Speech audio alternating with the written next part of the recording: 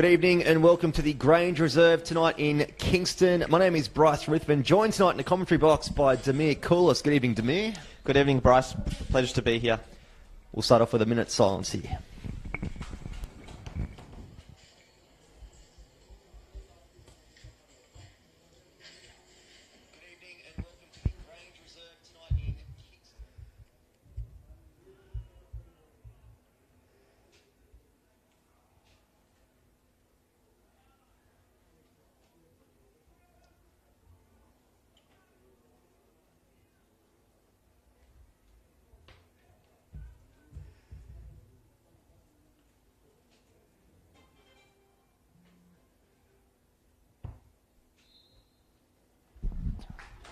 And a minute's silence observed here at the Grange Reserve as we see the two teams exchange pleasantries. Let's get through the team lineups. We'll start with the away side here. Altona Magic, number 1, Daniel Collinson. Number 2, Liram El-Mazi. Number 24, Callum Richardson. Number 4, James McGarry. Number 5, the captain, Troy Ruthven. Number 6, John Stajowski. Number 8, Robert Stambolziev. Number 23, Mikel Hemen. Number 10, Dusan Bosniak. Number 12, Robert Nomoski. Number 15, Ross Archibald. Number 16, Yasin Noah. Number 18, Marino Gasparis. Number 19, Sammy Noor. Number 20, Samuel Mitchinson. And number 21, the goalkeeper, Shane Vidakangas. Yes, and starting 11 for Kingston City, we've got Nate Cavalieri in goals. Daniel Bennett will be the right back.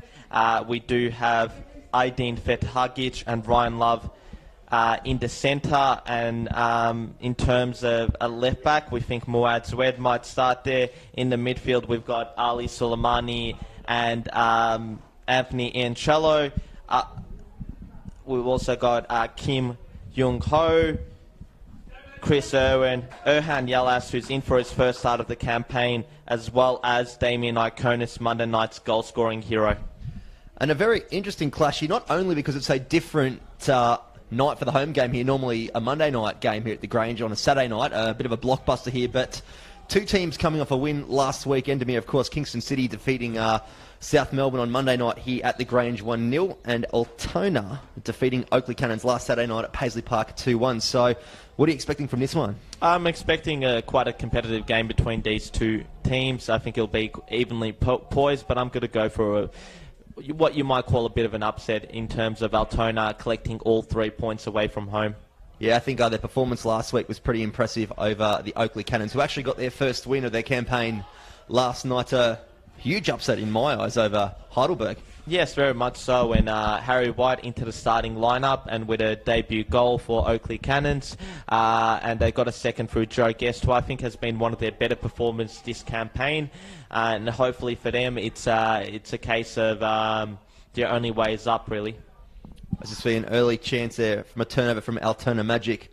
Vidakangas just playing it wide, puts it out of touch. A bit of a fun fact, actually, to start the match off, Demir. The two captains tonight, Ruthven and Love for Kingston City, actual housemates, and came to the game together tonight. Okay, so they're still living together? Yes, they're still living together. They live. So Ryan lives with Troy and his partner, and came together in Troy's car, and Troy even got let in to the Kingston City car park, apparently because of Love being in the passenger seat, which is probably not a bad idea. Because I do remember when Ryan Love initially came down to Victoria in mid-2015 and played for the Bentley Greens alongside Troy Ruthven, and they made a healthy contingent of Queenslanders that Bentley recruited that campaign, and it's interesting to see that a lot of clubs have adopted similar recruitment tactics in the years to come. Yeah, it's definitely a bit of a hunting ground here in the NPL Victoria as we see Kingston just put it over the goal line here. Bit of a chance for Altona to play it out and get some shape. Obviously, we've got Kingston City sitting on 5 points on the ladder at the moment, in 10th, and Altona just above them by 2 points on 7 in 7th position. A win tonight obviously will propel Altona up into the top 5, and Kingston will definitely keep them in touch with that top 5 as well. Yeah, I think Altona, like many teams who get promoted from the second tier, take a few weeks to really find their feet in the top flight, and I think since that round 4 win against Dandenong Thunder, they've looked a much better team and they are improving by the week. So that's one of the reasons why I expect them to claim all 3 points tonight. Yeah, Kingston have been quite impressive as well in the opening 5 rounds, so definitely in for a tight one here tonight at the Grange Reserve as we see turnover there. Stan Bolsiev in his first game back, a couple of weeks off due to injury. So back in the starting lineup straight away. Yeah, of course, a player with A-League experience. He did spend a season and a half at Sydney FC under Graham Arnold a few years back. So Altona would be looking to the likes of him, Mikael Hemen, Dusan Bosniak to really fire in front of goal tonight. Whereas for Kingston, Damien Iconis has been a regular source of goals for them over the last few seasons. And it's also good to see Erhan Yelaz back in the starting 11. He enjoyed quite a difficult 2018 because he spent the majority of it on the injury sidelines, but he's a very tricky customer on his day. And we're quite lucky as well because the temperature has dropped quite a bit from what it was today. Even out where I was living at in Latrobe Valley, we even had some showers, so I thought, well, it's quite a nice change in here. A bit breezy though, the Grange Reserve. Yeah, it is, and of course you alluded to it earlier, a bit of an unusual one because Kingston normally play Monday nights here at home at the Grange, but tonight they've elected for the Saturday night game, I think partly because of the fact that they've got a Friday night game to come against Pascoval next round. You see Hemen drop the ball off to Bosniak. He just tries to force the issue, just turns the ball over quite gently for Altona. They spread it wide. Looking for the option in front. Can only find a feet of Ruthven. Ball comes central.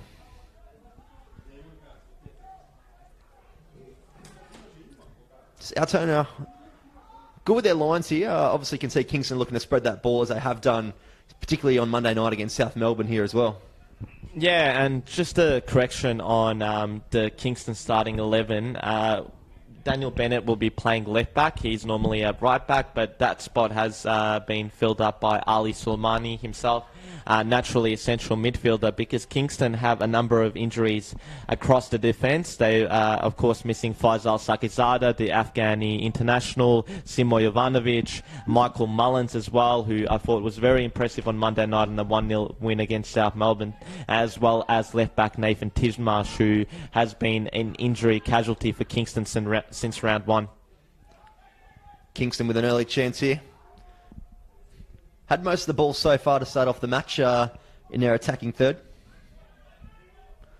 Yeah, and another player that's missing for Kingston tonight is Alex Caniglia, who did get sent off, got a second yellow in the 60th minute on Monday night, and he's going to be a big loss in my opinion. As you see the ball come into the penalty spot, just not numbers there for Kingston City.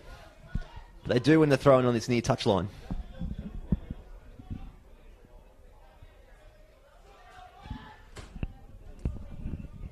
Just waiting for an option in front. Ball's up with Magaro, back to Vitakangis.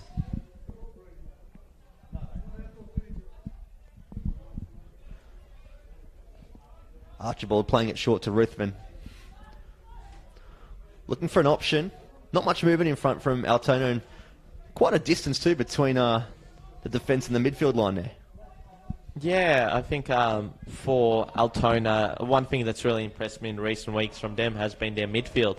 I think both Ruthven and McGarry have been engines in the centre of the park, and they're two of the better central midfielders in the league that I think can really get a hold of a game, control it, set the tempo, and I think, you know, when it comes to having the best midfield in the league, they'd definitely be right up there. Well, I don't know if it's just housemate banter during the week, but have it on good authority that Kingston are looking to target the Altona Magic midfield tonight. So maybe they see it as a bit of a weakness as we see Kingston with a chance here on the edge of the 18-yard box. Iconis has a shot and finds the back of the net for an early goal. Kingston City lead the Altona Magic 1-0. Demir.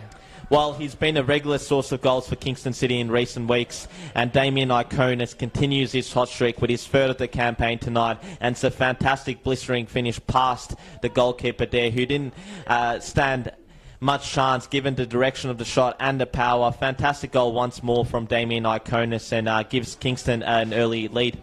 And what they did was there, the Kingston City boys, they just sucked in their midfield. They sucked Ruthven out and brought him out wide and had Iconis just plenty of space on the edge of the D, and definitely not someone you want to give that time to. And a fun fact, he's actually scored at the exact same minute that he did on Monday night, the 7th minute for Kingston City. Iconis definitely loves to get on top early on, and if you ask the best in the business, Teo Pelzeri, he should be in the Ollie Roos squad. Well, maybe he likes working in sevens, wearing the number 14, scoring the 7th minute as well here at the Grange Reserve.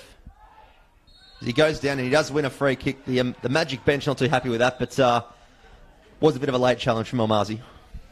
Yeah, and Almazi has, after a tough start, he settled in to life in the top flight. Of course, he did get his first break of senior football back in 2015 with Werribee City. Dropped down a few divisions, firstly for North Sunshine Eagles and then Altona Magic, and he's been a mainstay for the club since 2016 and is one of their more experienced players, despite only being, 21, 22? Yeah, correct. Now, if you are a fan of either Kingston City or Altona, let us know in the comments. Of course, we are streaming this on Facebook and YouTube. Obviously, our Facebook, the platform there, to get your comments coming through. If you want to give a shout-out to whoever it is, settle in, because we've got a hell of a blockbuster with an early goal here at the Grange Reserve on a Saturday night. As you see, the ball played long from Kingston City. And it's a big day in Victorian football because all the state leagues kicked off today. So if you're in action today, let us know how your team fared, what was it like out there on the field, because I know conditions were tough, having played a full 90 myself. Hot one for you today? Yeah, in more ways Looking than a bit one. sunburnt? Yeah. Sunscreen doesn't work at 1 p.m. kickoff, does it? No. I learned that the hard way last weekend as the ball's played long from Kingston. Just finds ahead of Almazi, who drops it short to McGarry. Looks a long option. Finds Richardson, who plays Stambolsiev down the line. Did we end up working out what the injury was with Robert Stambolsiev the last couple of weeks? No, but it's good to see him back in the starting 11. And I must admit also, Sam Mitchelson got his debut goal for Altona last week, who actually came on to the park in the 30th minute for the injured Daniel Kaczynski. Do have to... Ball's whipped into Mikel Hemmon. Just can't find. Does applaud the ball. It was a good ball from the left-hand side from Altona. Sorry, Jimmy. I was about to say, we actually wrongly attributed him the Callum Richardson's third goal in that Altona Magic win over Dandenong Funded a couple of weeks ago. So I'm sure he would have been quite happy to actually get an actual goal last week in what was a good performance from Altona. Look, on a live stream, they're very similar looking. So Yeah, they are. that. No, it was a good performance from the Magic last week. Obviously, I was on that game with Matthew Sultana, and yeah, we were both quite impressed. We were also a bit amazed at the performance that the Oakley Cannons put in. Completely different to last night, what we saw in the live stream against Heidelberg. That just came out of the blue for me. Yeah, and I did see that Milos Lujic almost had his Kepa moment when he was being asked to come off, wanted to stay on. He wasn't happy. Yeah, but a good game from one particular player, Sammy Noor, got an assist, and I thought he was one of Altona's best performers. Now, one thing that I have noticed here is Sammy Noor, up against his old club tonight, doesn't get a spot in the starting 11. Obviously, Stambolsiev on the right-hand wing where Sammy has been playing. Yeah, that's one of the things. Stambolsiev is a really top-class player, and in this league you'd expect him to be one of the best wide forwards in the league. So I think that when you do have him fit and available, he's always going to, you can say, walk into the starting 11. And Noor has been in good form the last couple of weeks too, so he could feel a bit hard done by, particularly when you come up against your old club. There's a lot of motivation there too. Yeah, very much so. I mean, we spoke about it on Monday night with Aydin Fethagic having an immense display in the Kingston City defence. Of course, former South Melbourne players. We see McGarry and Stambolsiev prepared to take this. Stambolsiev to whip it in, looking for the back post, just overhits it. There is a bit of an issue with Altona that when Stambolsiev was in the team the opening couple of rounds, they've got a lot of free kick takers. It's not a bad thing for the Magic, but obviously it comes down to on the pitch who takes the final set piece. Yeah, we saw it there, Stambolsiev and McGarry over the ball. Obviously, Ruthven can definitely strike one, so can Dusan Bosniak. So definitely, Altona, when it comes to set-piece opportunities and also direct free kicks, they'll definitely have a number of players fighting for that. We have got some comments coming through the Facebook as well. From Joey, Corio has defeated Western Suburbs 2-0. Yeah, good result for Corio, defeating Western Suburbs by 2-0. Obviously, they are the third big team in Geelong, behind North Geelong Warriors and Geelong Soccer Club, so I'm sure they'd be looking to definitely make a name for themselves in the state leagues this campaign. Yeah, keep your comments coming through the Facebook Live as well. Ellis has said, come on Kingston. So if you're a Kingston City fan or an Altona Magic fan, let us know in the comments. Of course, share it round. Let all your friends know that the NPL Victoria is being live streamed as we see Altona with a chance in and win themselves the corner. Yeah, and we also have Ahmed Yalaz, father of Erhan, saying go KC. Peter writing in South Springvale 2-0 win against Knox City, and NPL champion Adrian Kiapeta captaining the side, of course. So, Kiapeta spent last season at the Grange Reserve with Kingston, but I think injuries have taken a toll and he's dropped down to State League 2. Corner whipped in, only finds a Kingston City player at the near post. As we see a bit of a clash at halfway, referee is happy to let it go. Both coaches not happy with that, but probably the right thing to let it happen. See a turnover by Altona.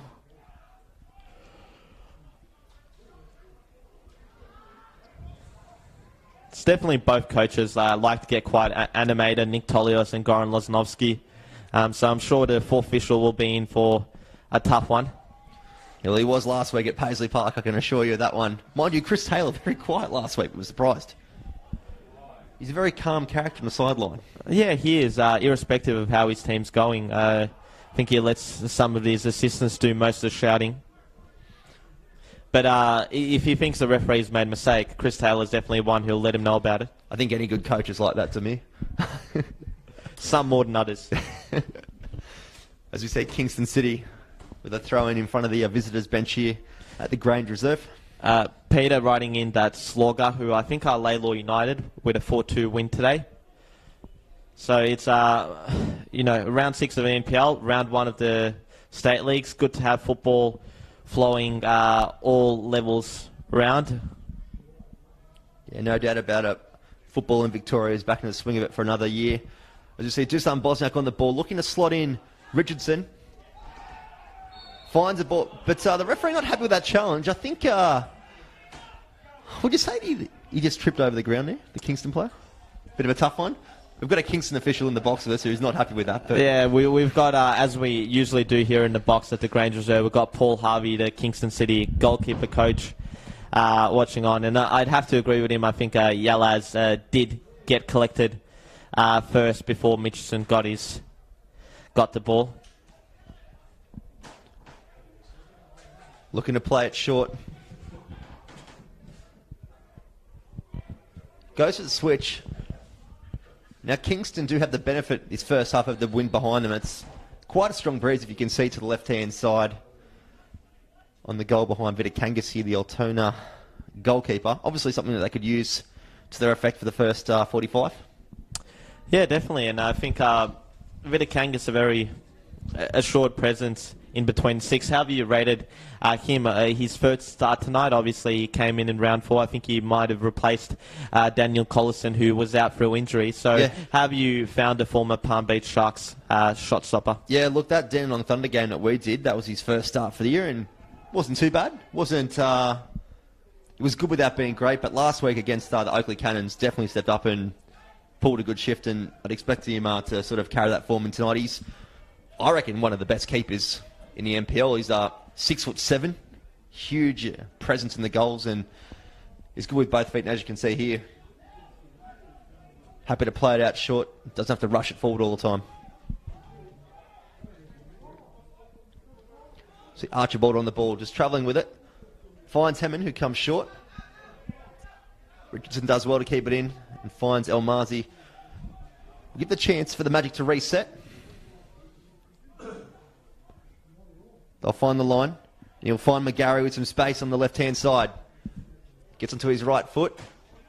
But the ball's blocked, and Kingston do well to keep it in on the far side. I'll try and play it short. A bit unlucky there. And just looking at the interstate flavour of both teams, obviously Kingston, 2 Queenslanders marshalling the defence in Love and Vethagic. You've got 2 boys from Canberra, ex-teammates actually at Canberra FC, Daniel Bennett and Muad Zwed, and also Anova Castrian in goals in Nate Cavalieri. Yeah, it is good to see an influx of interstate players coming in. Obviously, you like to promote the Victorian talent where we can, but if there's talent out there in other states, they're more than welcome to come down to Victoria. Maybe you're a player watching now thinking that you want to give the NPL Victoria a shot. Get in touch with some clubs, and you could be on a live stream like we are here tonight at the Grange Reserve. Yeah, and it also helps, I guess, with viewing figures for NPL Victoria if we've got a healthy interstate audience watching some of their family and friends out in the park.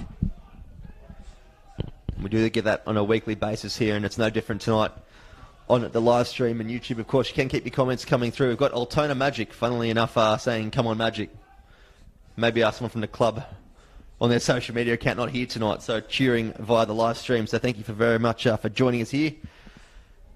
If you have just joined us, you actually missed an early goal in the 7th minute to Kingston. Yeah, Damien Iconis, third goal of the campaign, a fantastic finish from just outside the box from memory, and yeah, he's definitely one to give a lot of opposition defences trouble. But I must say, with Altona Magic, and when it comes to social media, they have been one of the better clubs when it comes to promoting themselves and their games, and that doesn't just hark back to this season. That harks back to 2 years ago. I mean, they were live streaming games in State League 1 and bringing, professional commentators out to do their games. So their investment has paid off both on the field but also off the field, because I think that if you just look at their shirt and their stadium, they're one of the best sponsored clubs in the league as well.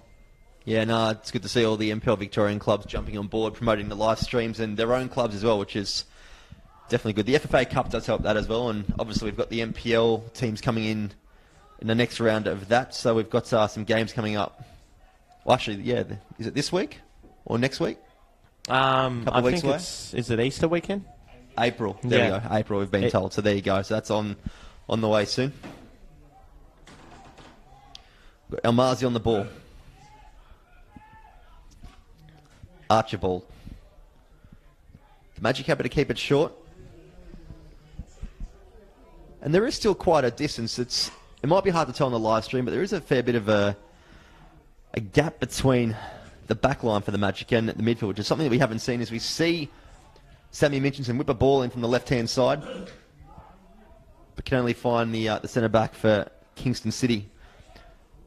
Compared to last week, Demir, they were very tight and compact, the Magic, but maybe they've identified something that they can try and open Kingston up by spreading out a bit more this week. Yeah, potentially. I mean, I identified Kingston as their midfield sort of been a soft core in the first few games of the campaign, but they definitely got the better of the midfield battle on Monday night against South Melbourne. They've made a good start again tonight against two very experienced midfielders in Rufin and McGarry. So Ian Challow, I thought, was one of their best on Monday night, and he's had a good start to this game.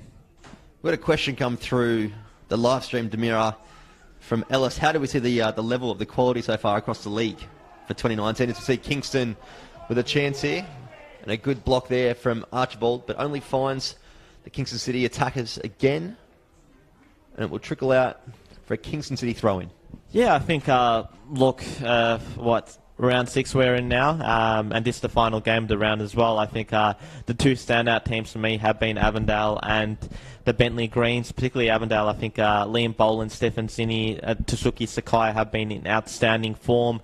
Melbourne Knights have been the real surprise packets, 5 wins from 6 after a really difficult start to the campaign in terms of draw. They've definitely surprised a lot of teams, and we've got a lot of teams that you'd expected to do well, or just generally household names, like the South Melbournes, like the Oakley Cannons, struggling on the wrong side of the ladder. So it's made for interesting reading, a lot of great narratives. I think quality-wise, it's improving. And, if you ask any coach in this league, but having all the games streamed makes their opposition analysis much easier. One team I'm surprised with in how well they're not doing is Dandenong City. Now, they are one of the promoted teams alongside Altona, but the squad they've got on paper, there's a lot of experience at NPL level and even A-League level as well. Are you a bit surprised by how they're going? Yeah, look, I mean, you could say I'm a bit surprised, but having seen them play a few times, I think they really struggle to create many attacking opportunities. They struggle to penetrate play from midfield, and I think that's been costly. And as well as they've had a number of defensive mistakes. I mean, I was there last Friday night to call their game against Melbourne Knights, and they had a good start, had a good opportunity, didn't take it. Their first real defensive mistake was punished by the Melbourne Knights, and ultimately they didn't have enough in the tank to and the end product to really trouble the Melbourne Knights. So you look at their goals this season, they've really come from isolated situations. Although they did have that good 3-2 win against... As you see a chance here for Mikel Hemmon, and he finds the goal, but he's been called offside. Tough angle for us to call on here, but he's obviously not too happy with the call. Was a nice finish, but obviously it's not going to count in the scoreboard. Yeah, and I don't think it would have counted anyway, because I don't think the whole of the ball had crossed the line. Hemmon, of course, getting into some good form. He's on 3 goals for the campaign, and I think that obviously, like most of the Altona squad, it's going to take a few weeks for him to find his feet, particularly given how late in pre-season he came in to Australia. But I think ultimately he will be one of the top strikers in the comp. It's just really a question of if they do get John McShane back mid-season, which I think is what I've been told. Yeah, he'll be back. What do they do with him, and is it only a temporary stint for him, or are we going to see him for the remainder of the campaign? Yeah, well, just getting back to Dandy City, it doesn't actually get easier for them next week because they've got the Dandenong Derby, the first time in NPL history that's going to actually happen. And, of course, Dandenong Thunder in action right now at home against the Bentley Greens are currently down, but... next Friday night, it's Frank Colohan reserve. That is going to be one hell of a match. Yeah, but it's a good opportunity for them to win a game because Dandenong Thunder, after a couple of impressive performances, I guess, have regressed back to the norm with that defeat last week to Heidelberg, and also they are behind 1-0 tonight against the Bentley Greens, with Brodie Taylor getting the first half strike. We see Kingston here with a chance on the right-hand side. Ruthven trying to keep him wide, can't. Good ball whipped in, and Kingston find themselves with a corner in the 24th minute. Yeah, and I guess a number of these Kingston players, the likes of Muad Swed, Erhan Yalas, Chris Irwin, are just delighted and happy to be back in the park because, between them, they couldn't have even played more than 10 games. Last year, such was the extent of the injuries that they did suffer. I mean, I think Muad Swed spent the entirety of the campaign out injured, so he'd be loving the opportunity to take on opponents again and get himself in the box and get a few shots away. We had a comment come through before the live stream on Demir that the crowd, it's not as big as Monday night crowd here at the Grange Reserve as we're used to seeing. Obviously, Monday night, a big attendance against South Melbourne. Obviously, it's going to draw a crowd as we see the corner whipped in. Catches the wind, but the referee finds a foul against Vitakangas. Well, that's the benefit of unique fixturing, is that, no one else apart from Bulleen Lions in NPL 2 plays on Monday night. So you do ensure a lot of neutrals come to your games. A lot of people, particularly in the southeastern corridor, where we do have a number of clubs, whether it's Dandenong Thunder, Dandenong City, who each play on Saturday and Friday night, respectively, their home clashes. Also, Oakley Cannons and Bentley Greens, two sort of sister league clubs for both for Kingston City. So they definitely get a healthy contingent of Monday night spectators in here at the Grange. I mean, parking is usually backed up all the way up Osborne Avenue near the Wessel Road Macca's, so I can confirm to you that it was much easier to find a park tonight. Yeah, I found that too, so Saturday night games are all good with us. In terms of parking, you see Ross Archibald on the ball here, just looking for an option in front. Happy to put his foot on. I'm sure Altona Magic aren't complaining because, I mean, if those boys are based around Altona and the southwestern suburbs, imagine that getting here on a Monday night can be quite a difficult task, and also returning home close to midnight and then having to front up for work the next day. Yeah, I must admit I wouldn't be a fan of playing Monday nights, but they do it well here at the Grange Reserve. See Ross Archibald looking to force the option there and just can't find it. Obviously not happy that no one met that ball, but there's no need to force that option even at this stage of the game. They've got McGarry and Ruthven in front who had space, but he's just looking for that long option at the moment. Yeah, I must admit I've been a bit surprised by Altona's poor start. Definitely haven't gotten themselves into the game. It's really broken down in that final third, and you'd expect a bit better from a team that is in form, coming off the back of 2 impressive wins as we've said. But, other people might point to the calibre of opposition. Dandenong Thunder and Oakley Cannons has not been, the league's world beaters. See, Iconis just happy to drop the ball off. Kingston spread it wide. Keeping it short, just trying to work around the 18-yard box here. Iconis, the goal scorer in the 7th minute. Floating around again. He'll have an option here. Tries to unleash a shot, but just quite can't connect, but does find El Mazi, who breaks away, finds Bosniak, who finds Mitchinson. Looking for Mikel Hemmen, gets in the ball, but he's called offside again. The Magic boys not too happy with that call, but probably the right one there. Yeah, look to have strayed just offside. Looking back at that Iconis shot, just a bit tame, didn't get enough power on it. Might have even taken a bit of a nick off an Altona defender, which might have actually slowed the flight of the ball. But one thing that you can always guarantee from Kingston City is whether they play home or away. They generally have a lot of young players in the squad, a lot of players that are still in their early 20s. So they definitely show a lot of youthful exuberance. They never give up. Guaranteed to run to full 90. And also one of the things that, if you ask a lot of people in that dressing room, and also Nick Tolios, one thing that they've done over the course of the NPL era, whether it's an NPL 2 or NPL, is that they've developed a really good club culture. And I think that when you don't have, let's say, the high-profile names that maybe some other clubs in this league do have, if you do have a good club culture, you go out there and you perform better than clubs that don't. Well, yeah, as you just said, having a high-profile team. First one that comes to mind, Oakley Cannons, doesn't always work in your favour. And also on Monday night, South Melbourne as well, who, again, another poor performance last night. I know it was a bit difficult with that Billy Constantinidis red card in the 21st minute, but overall, a defeat against the Pascoval team that have struggled. Also good to see Hakim Al-Arabi back in action. Obviously, a very tumultuous off-season for him, but life looks good for Pascoval at the moment with that win, the second of the campaign, and they'll definitely look to be pushing up the ladder in the weeks to come.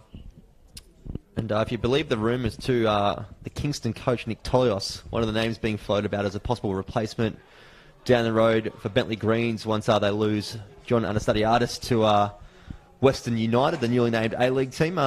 Your thoughts on that? Obviously, he's built a culture, as you said before, that's quite a positive one at Kingston. Do you think you could see him maybe coaching the Greens next year? Well, Rowan McNamee was talking, started that rumour a couple of weeks back, and it's natural, smaller club in the region that have overachieved, I think, under Nick Tolios. I think it's only natural that he's going to be one of the names to replace John Anastasiadis, but I do wonder whether, if he is going to be going into a full-time role, whether even JA might fancy still overseeing the remainder of the campaign and not departing at June the 1st, because that's the rumour I've heard, that he might potentially stay on until the end of the season and combine his duties part-time with both Western United and the Bentley Greens. Look, I can definitely see that happening, or him having some involvement, at least for the rest of this campaign, as you said. As we have an injury down here. I think it's Kim, the man who's down. A few comments coming in. Georgie asking estimation of the crowd tonight. Well, look, I'd say we are into triple figures, so that's good. But definitely one of the lower crowds at the Grange Reserve in the past few years. Tony asked... pluck a figure here and say a 300. 250 to 300. I'm going to say 200, 250. Yeah. We'll agree on 250. Yeah, Tony asking who scored for Kingston. It was Damien Iconis in the 7th minute.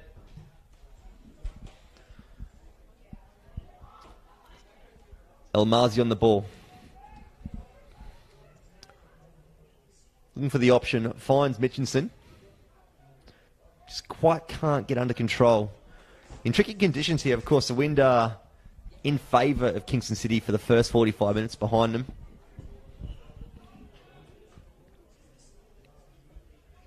Challenge from Ruthven. Just ends up with Kingston City.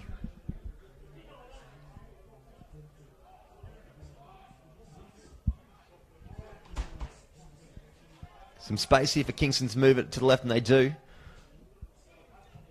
Whipping the ball into the back post, trying to find the goal scorer, Iconis. See Ruthven just play it short. But a turnover there from the Magic. Good position here for Kingston. Referee waves play on. They find some space, but just can't quite get under control. Ends up with Almazi, who's happy to come out of his centre-back role to find a space and also try and find Stem Bowles, who's making that run, just quite can't get there. Ryan Love, the captain, plays it forward.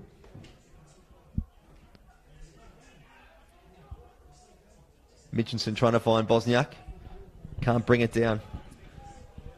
It's very unlike what we've seen from the Magic in the last couple of rounds, particularly last week in that Dandenong Thunder game too, where they were just happy to play it short and on the deck. And it's a great surface here at the Grange, so I don't know why they wouldn't want to get it down. Yeah, it's a carpet. And I was talking to Dusan Bosniak in the aftermath of that 3-1 win against Dandenong Thunder, and he attributed the fact that they played so well to the fact that they were playing on a very cushioned pitch that isn't as bumpy as their home surrounds of Paisley Park, which can be a bit of a difficult one to play on just because it is on a bit of a hill, really. Well, Paisley Park on the best of times, it's a great setup. Just the pitch itself can be a bit difficult. As we see a chance here for Kingston. Archibald with a block there.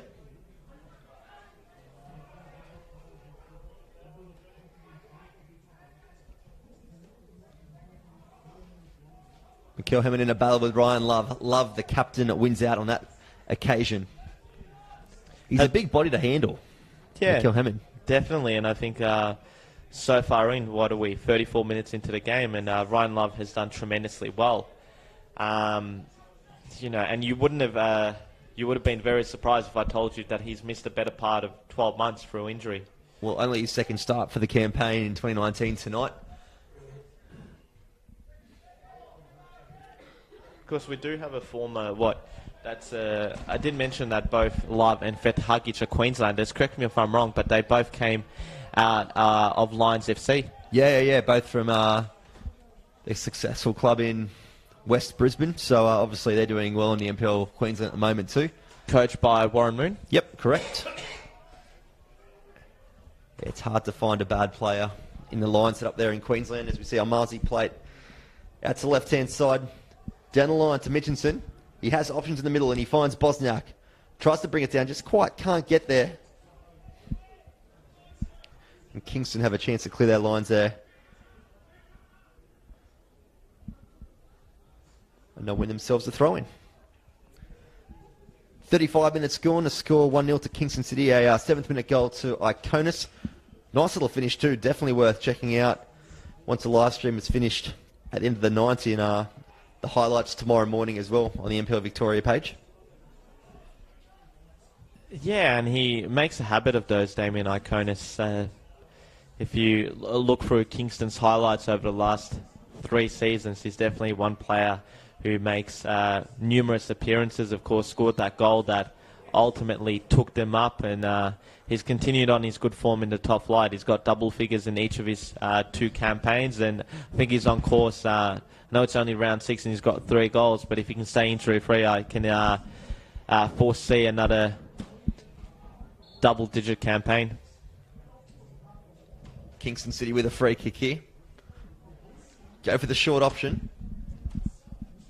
Probably the right one there, because there wasn't many numbers on the edge of the 18-yard box. Just a difference at the moment, if you notice between the two teams. Kingston more than happy to play it short. We've got Altona looking for that long option all the time, just trying to play it more so in the air instead of the deck. See Archibald on the ball here. Plenty of space. This time does go the short option. Got McGarry come through the middle. Has some time in the ball. Spreads it back to Archibald. Finds McGarry again. With Richardson, and Archibald clears it but just puts it straight out. Not happy with his right back there. No, definitely not. And Callum Richardson, another player who has made the move to Paisley Park this campaign after, 3 seasons at Green Gully. And I think one of the things that you can say about Callum Richardson is that when he is on the park, he's a very consistent defender. But one of the things in each of the 3 seasons that he really did struggle with was staying fit. I think he's always been a player that's been a bit cursed through injury. But it's good to see him on the park. I think he's came into the Altona lineup back in round 4, and I think he's been an assured performer. Yeah, Minchinson was starting at the right back position for the first couple of rounds, but Gordon Lozanovsky did make the switch, and I think it's paid off for him in the past couple of rounds. To see Archibald on the free kick here, looking for the switch. It's a tough one in this wind, especially against it, but he does well to find that man, Sammy Minchinson. You see Almazi just cleaning up at the back. Again, just playing it in the air, just not getting it down on the ground. Finding Kingston through the middle, but the ball ends up with Ruthven, who's got a bit of time and space here. Finds McGarry. They've got some space on the right-hand side with Richardson, but neglect to find him, and they go back to Almazi. And Almazi, I believe he was the right back for Altona Magic last season. How have you found the switch into the centre of the park? Oh, look, majority of the games that I saw of them last year, he did play at centre-back, but he did play a couple as well at right-back. I think he's more of a central defender with that height too. I think he's a bit of a presence there next to Archibald, so there's no doubt about it. They've got a strong backline this year. But, yeah, they've done well.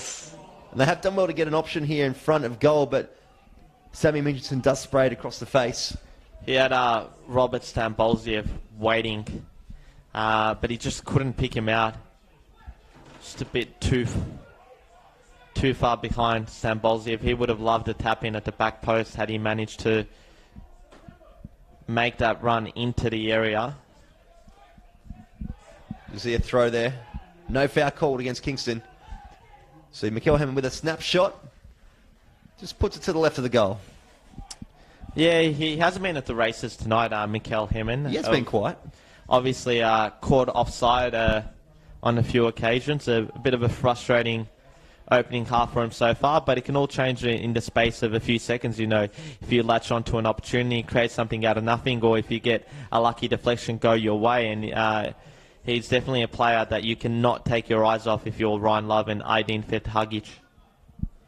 Of course, we are streaming live on the NPL Victoria Facebook page and YouTube channel as well. Keep your comments coming through. Plenty coming here. Just see Ryan, it says Kingston got away with holding onto a lead against a poor side on Monday night. They won't get as lucky tonight. Well, at the moment they're doing quite well. The Magic not really threatening all that much. No, and that's been surprising for me, given the form that they've obviously been in, as we've mentioned. Would you put a bit of that down to the fact that, Stambolziev is back in the team with Sammy Noor on the bench because of a suspected injury, and also the fact that they've lost Daniel Kaczynski, who I thought was Altona's best in that 3-1 win against Dandenong Thunder. Yeah, look, you raised a good point there. I think the change in the right-hand side tonight, taking Sammy Noor, he's been in great form, as I said earlier. So I think, even though we know the quality that Stambolziev and the experience that he does have behind him, as we see Kingston with a chance, Iconis trying to bring it down. Archibald gets fouled, stays down, and with a bit of a late challenge there, and a yellow card to the Kingston player. Erhan Yalas. He's a bit of a card magnet. I believe in 2017 he did get sent off a couple of times, once against Hume. Bit of an awful challenge there, and we did hear the screams of Archibald, who definitely felt that one. Speaking of card magnets... Well, he'd want to be careful here because he's involved in an off-the-ball... Altercation, stoush, verbal disagreement with Richardson, who was just letting him know, the Magic right back, what he thought of the challenge. Speaking of card magnets, in Melbourne Knights 3-2 win against Port Melbourne Sharks, Nikola Jurkovic picked up his 5th yellow card of the season, already, which equates to a suspension in round 6. Well, I think he takes the title. And Teo Pellizzero in the background here applauding that stat. That is a great one, Demir. I'll give you that. Well, Knights Twitter actually posted it up, so... Unbelievable, too. And a handball's been called. Is it a penalty or a free kick? I think it's on the edge of the 18-yard box in the D here. Referee has got the spray out. This is one of those situations we were talking about earlier in the game. They've got plenty of set-piece takers, but looks like Ruthven's going to line up for this one.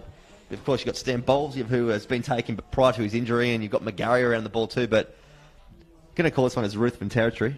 Yeah, he's definitely the player that I'd get to take this one. I've seen him score a number of goals for the Bentley Greens over the years from this sort of territory, so I know it's a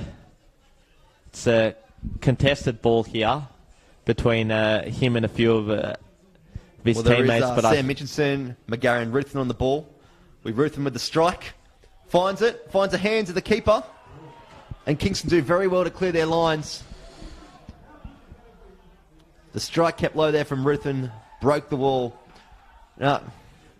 Some good vision there from the Kingston keeper, actually, to pick that out late. Yeah, he did well. Obviously, it does get a bit difficult when it does spill in front of you. You never know if there's an oncoming attacker who can bundle the ball into the back of the net. But for Cavalieri, it was lucky that he did have one of his teammates to safely clear it away. We have just seen the replay of that, and it was definitely a great save by the Kingston keeper. We also have been informed in the other game at George Andrews Reserve, or Dackland Stadium as it is now known, that Bentley still holds a 1-0 lead, and from what we've been told, Ryan Scott is having the game of the season so far, with a number of excellent saves to keep the Greens lead intact. Well, he has got motivation in the 2019 campaign, as there is a vacant couple of spots for keepers at the new Western United, and his name has been touted as a possible backup keeper, with Johnny A going over there as an assistant coach. So he's definitely got something to prove this year, having an unsuccessful trial with the Newcastle Jets. I think a bit hard done by too. I think he could have done a better job in the sixth than Luis Italiano, who we did see at Bulleen Lions. And who's been re-signed this week for another season. I must say, the thought of Ryan Scott going to Western United does trigger a few sad reacts from me, because I do like seeing him in the NPL week to week. I do also live in the southeast, and I speak for a number of people in southeast when I say that we believe we were a bit hard done by with Western United's inclusion into the A-League, and it would be hard to see a boy who's from Gembrook, which is Monbulk way. Yeah, not too far away from southeastern suburbs like Belgrade and Emerald, playing for Western United, because I think I would have had him as mine. Goalkeeper for Team 11, maybe alongside someone like a veteran, Eugene Galekovic, also another local. Obviously, they will come into the A-League next season, and they've been busy signing some players. So a lot of youngsters signed during the week as well. Yeah, Sep Pasquale, Dylan Perez, and Stamatelis, Apostolos. Yeah, Apostolos. As you see, Kingston here with a chance coming on the left-hand side. Richardson does well to slide in there, and he'll end up winning his side a goal kick. Yeah, sorry, I had a complete blank there with the name. That's why there's two of us here, Demir, to help each other out. Don't forget, you can keep your comments coming through the live stream. Plenty coming through as we approach the half-time break. It's been a dominant first half here from the Kingston City boys. I think very dangerous, obviously, the goal in the 7th minute from Iconis. But Daniel Bennett doing quite well as well for Kingston tonight. He's a very consistent performer, Daniel Bennett. You know what you get from him, and even though he's playing in an unfamiliar left-back role, he has been one of Kingston's best, and he hasn't given Stan Bolziev, player with, of course, a high pedigree, any real dangerous opportunities tonight. And we do know that Goran Loznovsky isn't a big fan of an early sub, but do you think we could see a change at the half-time break? It would be a very uncharacteristic from Loznovsky to do so, but they need something, and it could be an injection of maybe a Sammy Noor or someone with a bit of pace in the attacking third. A Sammy Noor, or even a wildcard in Yasin Noor, who is a teenager who's signed for Altona in the off-season from Melbourne City Youth, previously of Werribee City, so he's a local, you'd assume. Obviously, another one of their names is Rob Naumoski. They have got options on the bench, but it just decides if Lozanovsky decides to use them earlier in the piece.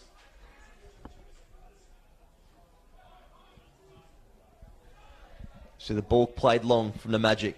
And, of course, Marino Gasparis, who is, one of the seasoned veteran in Victorian football, played for a number of clubs, of course, likes of South Melbourne, Northcote City, Baskerville in recent seasons, as well as Heidelberg. See, Bosnak plays the ball through to McGarry, who stays on side. Sorry to cut you off there, Demir. But Stan Bolziev, we did say he's had a quiet first half. He couldn't do anything there. With a late chance as Kingston, they break through the midfield. Cleaned up by Bosniak. The fans not happy. By the way, we've missed a sub, haven't we? With Keanu Moore coming on for Kim. Yes, Keanu Moore is on. No, we did miss that one. It was when Kim was down, so they ultimately subbed him off for Moore. Who's been unlucky himself at the start, as we do see a foul here. And Altona trying to play it quickly. Trying to get something out of his first half before the whistle is blown for the half-time break. Bit of confusion at the back here with Vidakangas and Archibald, but Archibald just puts it long. Finds ahead of Stambolziev, who trusts Von Hemmen. It's a bit with McGarry, who has a shot. Takes a deflection off Kingston City, but ends up in the hands of the goalkeeper for Kingston City, which should probably see us out for this first half to me. Yeah, we've had a lot of injury time, approaching 4 minutes now, and right as we speak, referee Jack Morgan blows the half-time whistle. Well, that is the first half. It is 1-0 to Kingston City at the Grange Reserve, their home game on a Saturday night. Bit of an unusual fix, but hasn't done anything to the scoreboard. Obviously, it's been a dominant performance from Kingston City this first half. A bit uncharacteristic from the Altona Magic from what we've seen. Very uninspiring first half from Altona Magic. Ultimately, Kingston, the better team, took their chances and have a deserved lead going into the break. It hasn't been the most eventful of games chances-wise, but you'd expect to see Altona with a much better showing in the second half. We'll stick around because in about 15 minutes we'll be back with the second half live on Facebook and YouTube. Keep your comments coming through. Bryce Ruthven and Demir Koulis. We'll be back in about 15 minutes here from the Grange Reserve on the NPL Victoria Facebook page.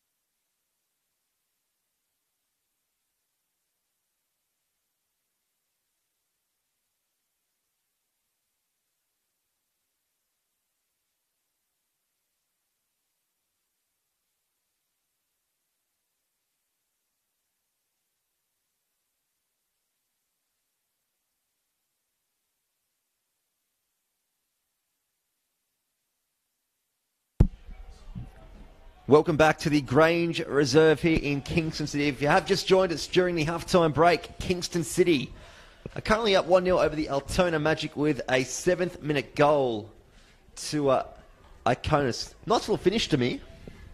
Yeah, very good finish from Iconis as Altona get us restarted. But interesting to see what the response will be from Altona, because I can't imagine Goran Lozanovsky would have been too happy with what he saw from his side in the opening 45 minutes. Yeah, Bryce Ruthven and Demir Koulis calling this round 6 NPL action from the Grange Reserve as we see Altona with Almazi on it. The centre-back looking for an option in front. It was a bit of a lacklustre first half in terms of the Magic's form, but Kingston City very dominant, I would say, in the first 45 minutes. Yeah, I mean, look, they didn't create as many opportunities themselves, but they scored from the opportunity that they did have. And one thing that would be very pleasing to Nick Tolios as a former defender himself is the way that his defence have performed. It is a makeshift defence with obviously Ryan Love coming back into the starting 11 for his second start of the campaign.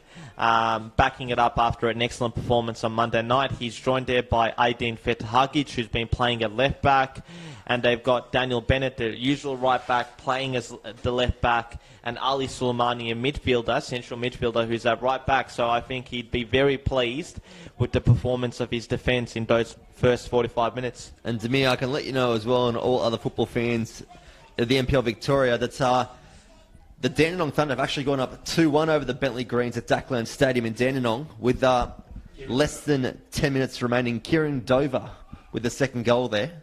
Yeah, Brandon Barnes got the first one, and it was a cracker. And Kieran Dover has got his third of the campaign, so he'd be loving that because he's actually a former Bentley player, and I don't think he left on the best terms at Bentley in the 2017-18 off-season, so I'm sure he is delighted with that goal. And as quick as we say it's 2-1, it is now 2-2 between Dandenong Thunder and the Bentley Greens. So with 12 minutes remaining, a bit of a blockbuster by the sounds of it to me. Yeah, we'll await for confirmation of the goal scorer, but seems like we picked the wrong game, Bryce, because look, it's this all game's not happening too at bad. Backland. This game is not too bad at all. Don't worry about that one. There's definitely a couple of goals left in this to me, I reckon. As we see, a chance here for Kingston City. It's the former Kingston City player, Velibor Mitsovic, who has equalised for the Bentley Greens. As we see Irwin on the ball in the middle. Plays it out to Damon Iconis.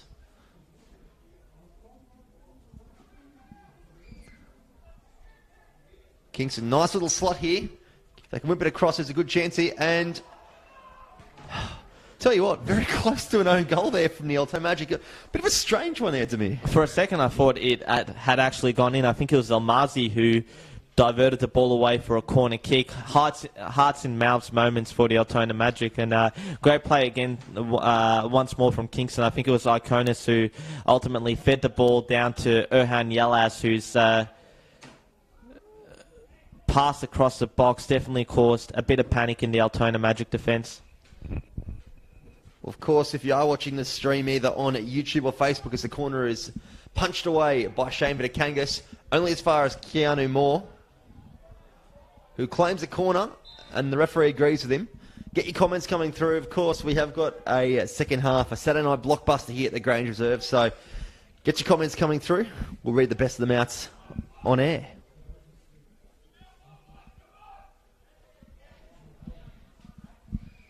Kingston in no rush to take the corner. Plenty of numbers in the 18-yard box.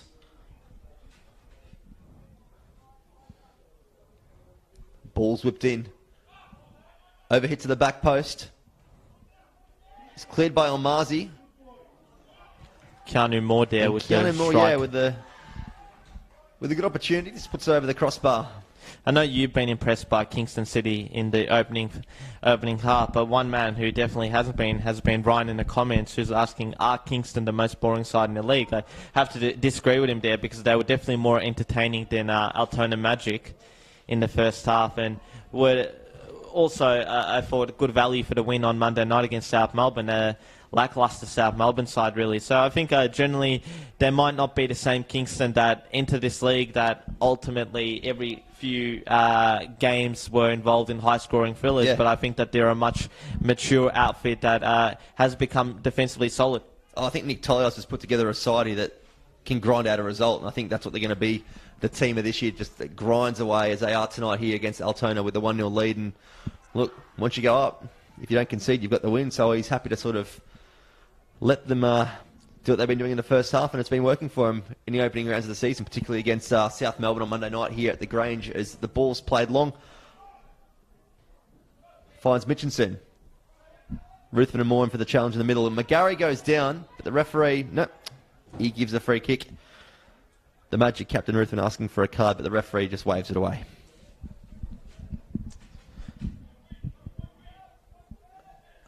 Yeah, and it's impressive, particularly when you consider the fact that they are missing Faisal Sakizada and Alex Canilia, two of their best players. Definitely Sakizada marshals the defence really well, and Canilia contributes both in the goals and assist section. Simo Jovanovic, another defender that's out. Nathan Tidmarsh, their normal left back. So, given the toll of their injury crisis, I think, and injury and suspension, with of course Canilia being suspended for this one, I think that they've done remarkably well. Having said that, I think Altona have been quite lacklustre and underwhelming tonight.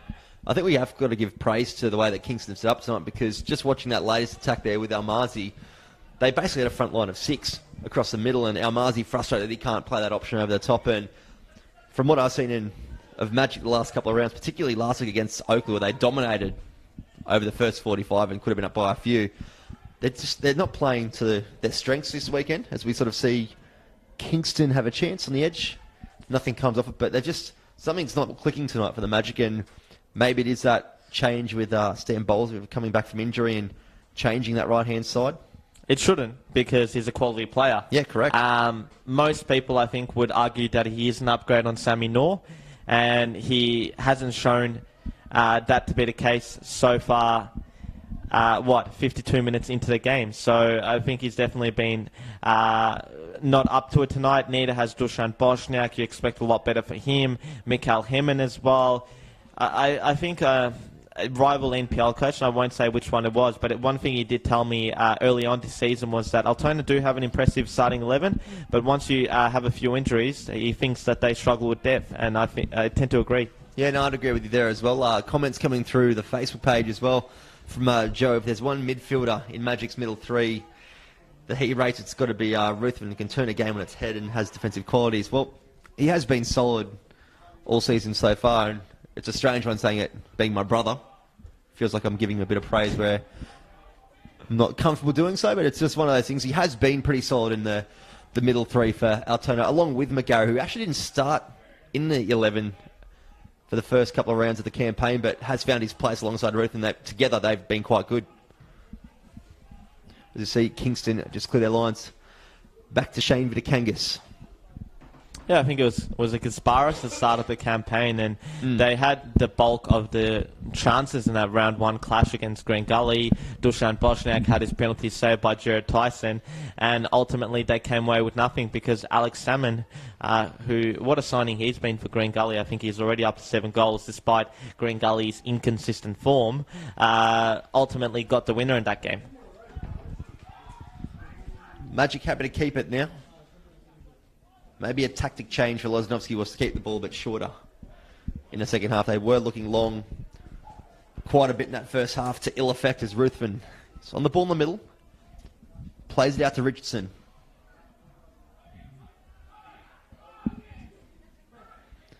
Kingston with a turnover here. And does well there to win himself a free kick, and also draw the attention of the referee with Almazi earning himself a yellow ticket.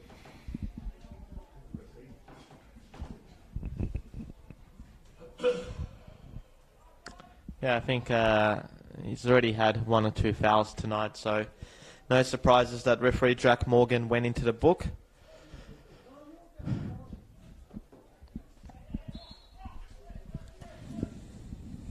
Kingston City goes short to Ryan Love, the skipper. Having it played into Iconis, the goal scorer in the 7th minute. Finds Keanu Moore. Finds Irwin. Slots it on the left-hand side. They'll put the ball across. They'll only find an Altona Magic player, and they'll break with Sammy Mitchinson, who has his web on his heels, but he's still got some space to play with. Just looking to find Dusan Bosniak, just can't quite find him. And again there, Demir, it's one of those options that I don't particularly think it was the right one there in that situation. No, it wasn't, and that's been their Achilles heel tonight for Altona Magic. They just don't have the end product, whether it's that final pass or whether it's managing to stay on side. They've been very poor, and you don't expect it from a team that features a front line with the likes of him and Bosniak and Stambolziev. As you see, Stambolziev winning side a free kick just in the centre of the park. One thing that is a bit different tonight that I've noticed with the Magic is Mikkel Hemmen getting into wider areas, being forced out of that central forward position to try and get on the ball, where in the past couple of weeks against Oakley and Dandy Thunder, he actually had plenty of ball through the middle and didn't have to leave his position to go searching for it. It's been very central. And I think one of the reasons, one player that they really missed tonight is Daniel Kaczynski, the Canadian, who, as I said, succumbed to injury last week in that first half against Oakley, and he was really finding his form and finding his feet at this level. Of course, he spent the previous 2 seasons both in the third and second tier with Geelong and lately Altona Magic. And we do have news of a third goal for the Dandenong Thunder, who have taken a 3-2 lead in the 89th minute. We're just awaiting confirmation on goal scorer. Disallowed. So Football 24 jumped the gun there. Yeah, Luke Gallo getting disallowed a goal there at Dackland Stadium.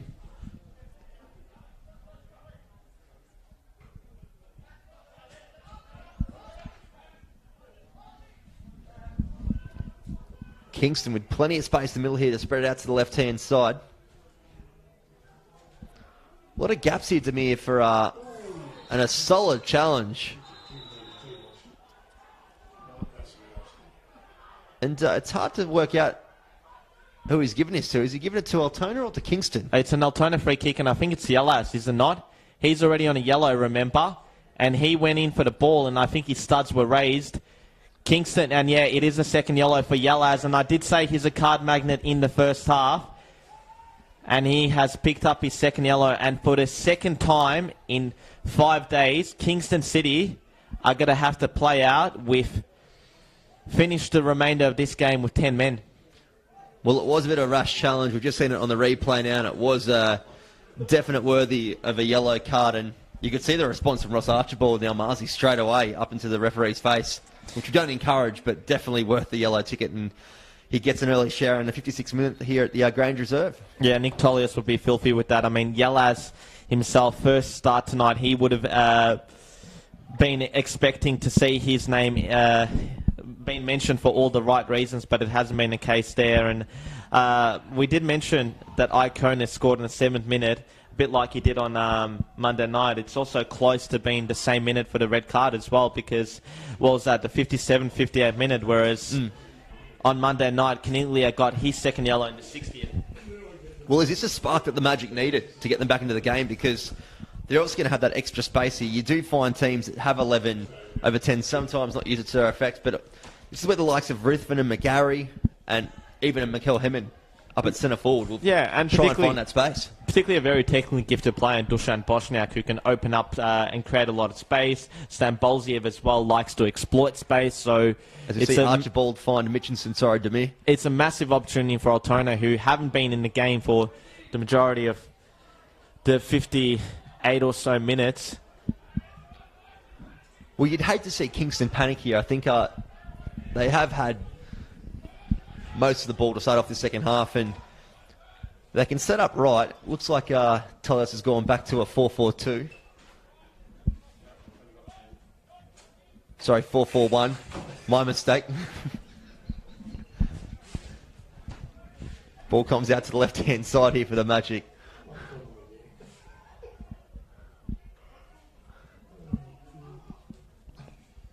Stajanovski just plays it back to Almazi.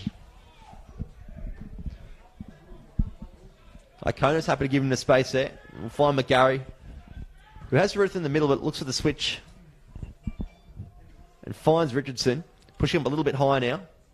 And Ruthven goes down. A late challenge here. The referee waves play on, but McGarry has space in the middle. Will have a shot. McGarry finds there, and a great follow-up save from the Kingston City goalkeeper, Hatzikordis. Cavalieri. Sorry, I've got the wrong number down here to me.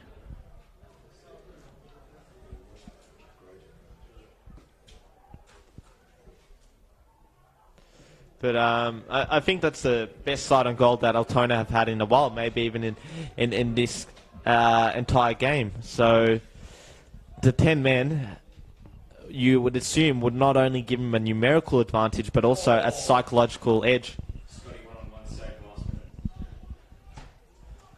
You might hear the dulcet tones of Teo Pellizzeri in the background watching the other live stream. Danny Thunder and, of course, Bentley Greens in action at Dackland Stadium. Not long to go.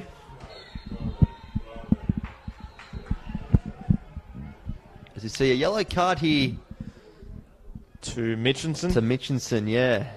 For a foul on Muad Zwed, who went on a bit of a slalom run and was caught. Is it Altona looking to bring a sub-shoot on? Just seeing who they're getting ready. Is it Nomovsky looking like he's coming on? So an extra body in midfield. And a yellow card to Nick Tolios, the Kingston City coach as well. I've been told that's his second yellow card of the season too that he has received. I did say the fourth official was going to have a bit of a difficult one tonight with Tolios and Loznovsky as the two coaches, and it's proved to be the case. I don't think he can have too many complaints with the second yellow for Yellows, because although he went in for the ball, it was just reckless. Particularly when you're on a yellow. And we see Stojanovsky. Stochevsky, sorry, with a yellow card there. And it's a set-piece opportunity. When you're down a man, this is a fantastic opportunity to get a goal.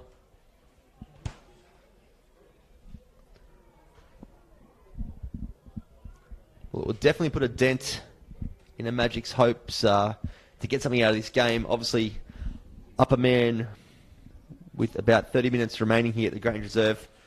They are down 1-0. They wouldn't want to go down 2-0, chasing the game. Ball's whipped in. And Iconis just puts to the left of the post. A good opportunity there for Kingston to go up, as we see that substitution now being made.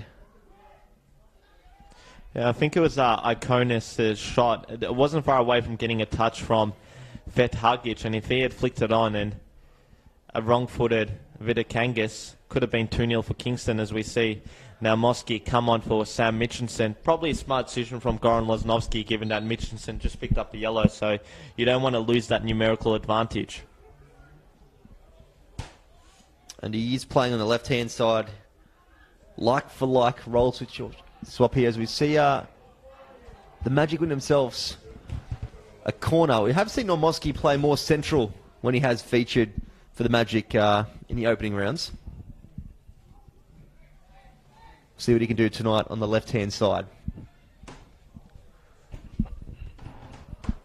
McGarry to put the corner in, whips it in, finds the back post, and finds the head of the Magic. A great shot. And Bosniak. Offside. It's an offside call from the assistant referee.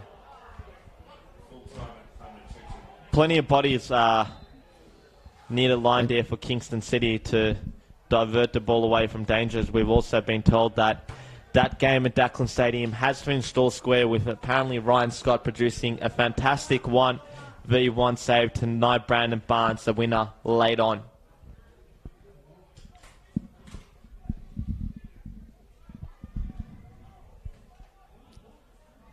Now, there was a deliberate handball in that goalmouth scramble there, and the Kingston City players calling for the yellow card. But a bit of a tough one. It's hard to even make out who it was. But there was definitely a punch of the ball away after the free kick had been called. Think about one thing you can say that you can't say about both sides, because although Kingston have been the better one, better team. Overall, the best performer in the park for me has been the referee, Jack Morgan. I think he's had a fantastic game. He has been solid with the whistle. Let him play go when he can. Very consistent, and he's gotten most of those, all those big calls, in my opinion, right.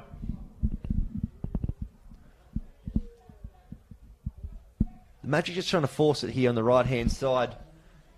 Just trying to play it short, but just can't quite find their men at the moment. As you see, Archibald in the middle. Puts the ball across the face. Stajewski whips it in. Find Ruthven with space in the middle. Played out to the right-hand side to Richardson, but just caught in his toes there. Didn't read the pass. And Kingston with a good opportunity to go forward here.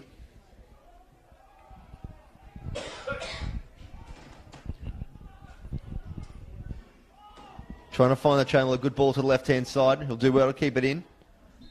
And can't quite do so. Just worth pointing out too, last week, if you're watching the Altona Oakley game, Ruthven got a head knock and ended up in emergency getting some stitches after the game. So he's actually playing with some stitches in his head tonight and isn't afraid of shying away from the challenges. He's on the ball now with some space.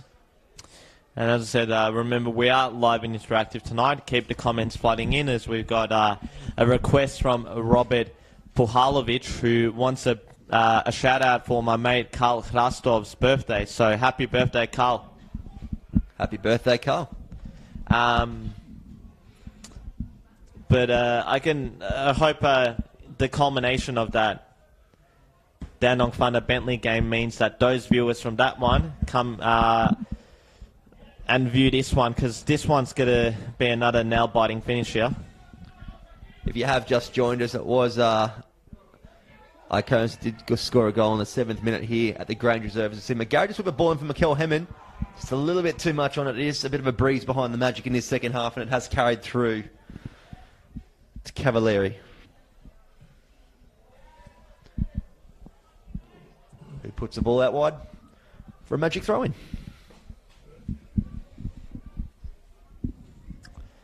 Yeah, game's hit a bit of a lull here, as we see. I think it's still both sides trying to find their feet after that red card about 5 minutes ago. Obviously, Kingston happy to sit back and let Magic come at them as they do here through Ruthven. And they're defending very well. They are. They're very tight across the lines. They're happy to give the Magic some space at the back.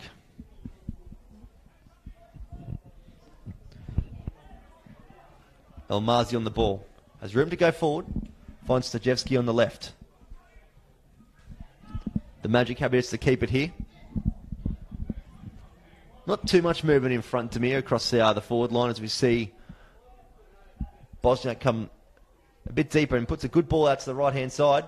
Whips it across and... It's fantastic defending. I think it's... Ryan Love puts it out for a corner. Yeah, and skipper. As I've said, Love does not look like a man who's missed the better part of 2 years on the injury sidelines. So assured was his performance against Melbourne on Monday night. He's backed it up with another outstanding display at the back for Kingston. And if you did miss our fun fact at the start of the broadcast, the two captains tonight, actual housemates, and came to the game together, which is a bit of an unusual thing. And we do see one of those housemates, Ruthven, with the shot, earns his team a corner, but I don't think I've ever heard of that sort of happening across the NPL Victoria, where two housemates both captain each other's team and then come to the game and they play each other together. Can't say I have. It might be a night for firsts here at the Grange Reserve. I wonder if one of them's getting a lift home tonight. So the corner whipped in. Well, it would be interesting to see if we do get a melee where the friendly relations that exist between Love and Ruthven manage to be maintained, because I think you have mentioned a few times that the melees have been a common feature across NPL Victoria football across the opening 6 rounds of the campaign. Yeah, it has been getting quite heated. Obviously, the league this year a lot stronger than previous years and more teams fighting for those top positions for the NPL finals. And, of course, we've got the FFA Cup coming up in the coming weeks too, which just adds a bit of spice to the 2019 season. But, yeah, in terms of any melees breaking out here tonight at the Grange, I think it's pretty safe to say that tensions aren't that high, and I think the two skippers are pretty cool, calm and collected. I don't think you would see either of those in a bit of a stoush, particularly against each other anyway. I think one thing that's really impressed me is that the referees have managed those mellows quite well. Yeah. We've seen a number of them. They look quite fiery at first, but ultimately a yellow or two has been dished out, and ultimately tensions are calm. Even the under-20s this year, they're getting involved in a couple of melees too. It's tensions are high on the under-20s league this year. Maybe it's testosterone levels going through the roof at some stage. And you can bet most of those players the first thing they do when they get back home is they'll basically rewind back to that footage to see exactly what happened, how they performed in that instance themselves. Were they, getting stuck in there, or were they, maybe it's in a video analysis session on Monday night's training. Or acting as peacemakers. Yeah. As we see McGarry on the ball. Spreads the ball out to Richardson. First time ball. Denilana Stembolziev, who locks it in the corner. Whips the ball in. Trying to find Mikel Hemmen. Kingston happy to clear their lines and reset their defence, which has been solid since losing a man about 10 minutes ago. McGarry plays it back to the skipper in Ruthven, who's got time. No real pressure coming forward. Finds Nomovsky. Runs with the ball. Finds McGarry on the edge of the 18-yard box. Plays it, and it's a goal to the Altona Magic. McGarry finds the bottom right-hand corner. The score, Altona Magic 1, Kingston City 1, Demir. Yeah, it's a great 1-2 there with McGarry ultimately finishing it so well into the back of the net there. Shot just had too much power on Cavalier, and Altona are right back in it, and I do wonder whether they can get a winner here with that numerical advantage. Now this changes things because we have got less than 20 minutes plus stoppage time remaining. Kingston City down to 10 men. So they have been in this situation before in the 2019 season, and they'll do well to hold out to keep our points here, because that will put a bit of a spring in the step of the Altona Magic. And that was Boschnak with the assist there, and he goes up to 4 assists for the campaign, which is tied with Sakai. I'm not sure if Sakai got another assist or two today, but he's definitely been one of Altona's better performers in attack, Dusan Boschnak, with 2 goals and 4 assists to his name. Now, there's not much movement on the benches from either side at the moment. Is this where we could expect maybe a Sammy Nor to come on and wreak havoc in the hopes of Lozanovsky for the last 15 minutes or so? Yeah, potentially, and against his old club as well, so I'm sure he'd be yearning for the opportunity to actually do that. It is a bit surprising that he didn't come on to replace Sam Mitchinson, and it was Nomovsky that came out on the left-hand side, because we have seen Sammy Nor feature in that left midfield, left wing position for the Magic in the previous rounds. Yeah, but, Nomovsky adds an extra body in midfield. You take off a player who has been booked and really can dictate play through that by winning that midfield battle, and that's ultimately what you saw with that goal there, with McGarry marching forward and getting that goal. It's a fantastic strike. I mean, both the strikes tonight have been great finishes. What you want in a tight game like it is here at the Grange Reserve. See Kingston happy to keep it short. Iconis is showing his strength. Receives the ball back again. Give some movement in front. Keanu Moore with some space on the edge of the 18. Just happy to spread the ball left. Push the ball across, but just can't find the head of a Kingston City player. See some strong work there. And a foul's been called by the referee. Just over 15 minutes remaining here to score. 1-1. Early goal in the 7th minute to Iconis from Kingston City. McGarry moments ago with a nice little finish in the bottom right-hand corner for the Magic. Sets us up for a blockbuster finish here at the Grange Reserve. As you see, Ruth on the ball in the middle. Finds Stajewski. on the left-hand side, who's got some space, plays in the goal scorer, McGarry, who loses out.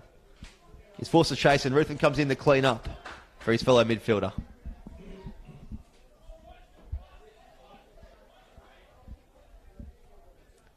The Magic happy to push some numbers forward here to me. They obviously see there's a chance for the taking here of a second goal, and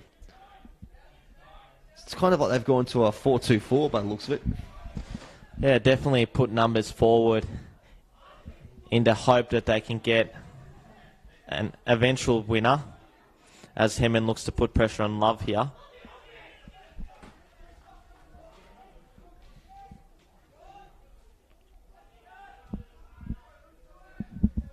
El Mazi. Plenty of space here to go forward if he wants. Takes the option to go across to Archibald, his fellow centre-back. Plays it to McGarry, who's just found a bit of depth there. Finds Ruthven in the middle. Pass goes astray. Has happened a couple of times in the last couple of minutes for the Magic. Might want to tighten that up as they find Stajewski on the left-hand side. He's got an option short, doesn't take it, goes to the back stick. Looking for Stan Bowlesy, finds him on the head, who puts it back. Can't find Mikel Hemming. Can find a Kingston City player who they're happy to play out short.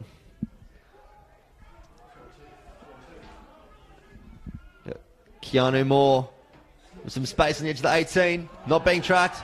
Does go down, the referee does wave play away. The Kingston City fans not happy with that one. Ends up with Stajewski, and Ross Archibald plays it out. Short, and Ruthven finds Stajewski again. They've got some space to go forward here, the Magic, if they can take it.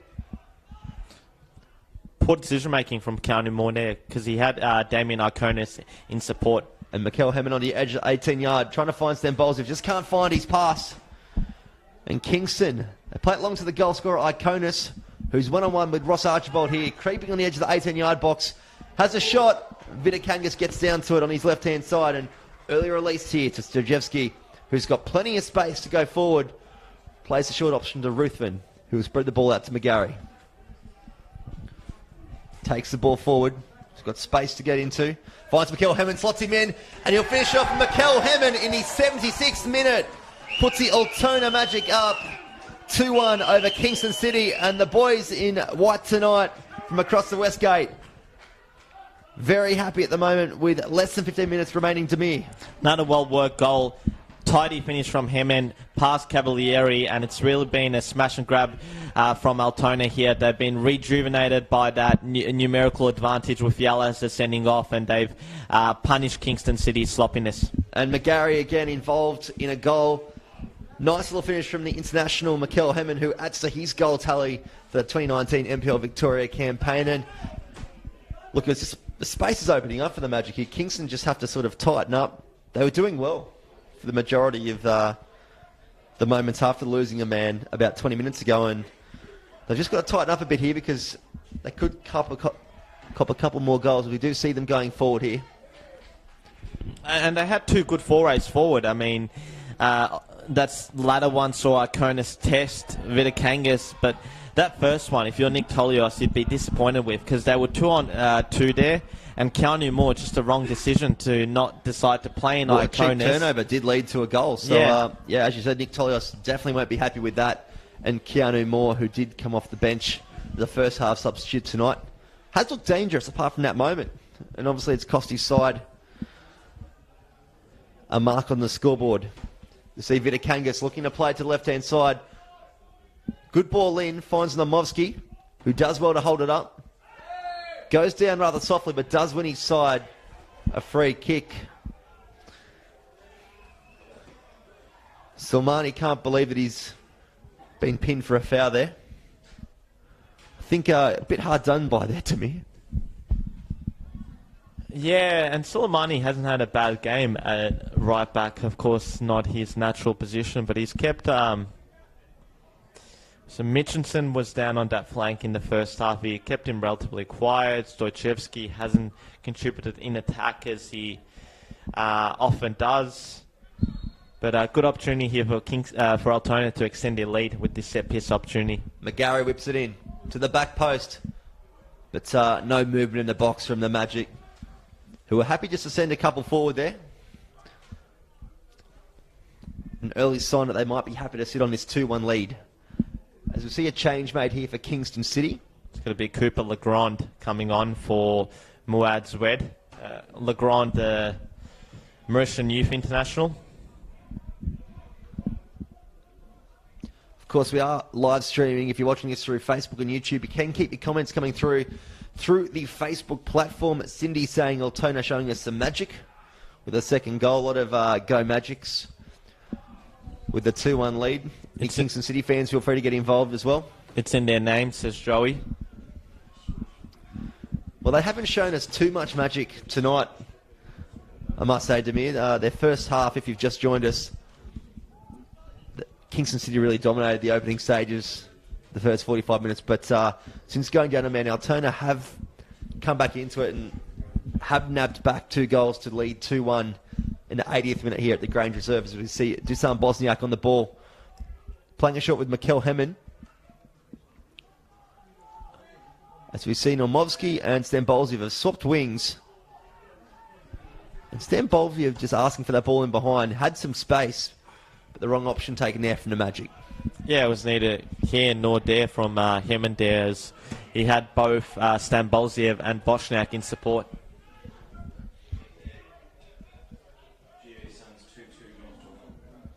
Full time in NPL 2 with the Goulburn Valley Suns and North Geelong Warriors playing out a 4-goal thriller. Spoils shared at 2 goals apiece. And Silmani just trying to get a first-time ball in. Just couldn't quite wrap his foot around it and puts it out for a goal kick.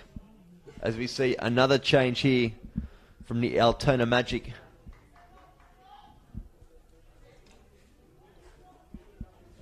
It is going to be Stambolziev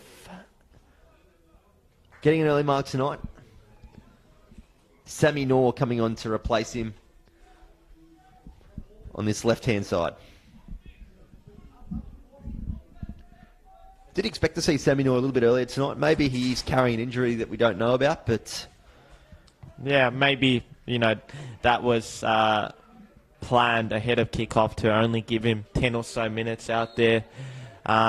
So it'll be interesting to see what sort of approach Altona take, because now they've got the lead. Do they sit back, try and hold it, or do they use that numerical advantage that they do have to essentially get a third? And it's actually not Sammy Knorr, it's that Yasim Knorr has come on as an 82nd minute substitute. So maybe Sammy Knorr is carrying an injury that we don't know about.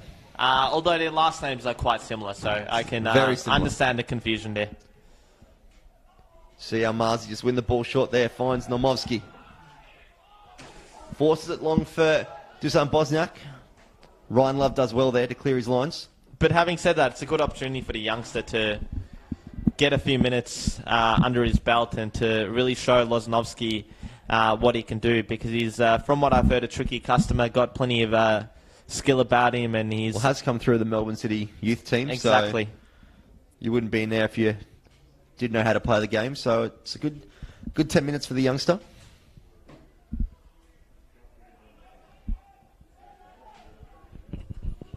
Mikel Hemen just playing it deep back to Vitakangus. As we do see the substitute, Yasim Knorr forcing it. A mistake there from the Kingston City goalkeeper, Cavalieri. 7 minutes remain plus stoppage time here at the Grange Reserve. The score is 2-1 to the Altona Magic. Coming back from a 1-0 deficit at half-time. Hoping to hold on for their 3rd win in a row in the NPL Victoria seasons. We see Mikel Hemen just trying to lock it in the corner. Does well to find Bosniak, who has a shot in his left, but just can't get it past the defence.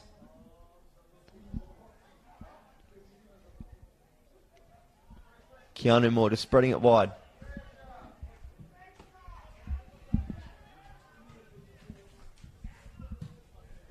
McGarry just happy to clear it out. Gives the chance to the Magic to reset.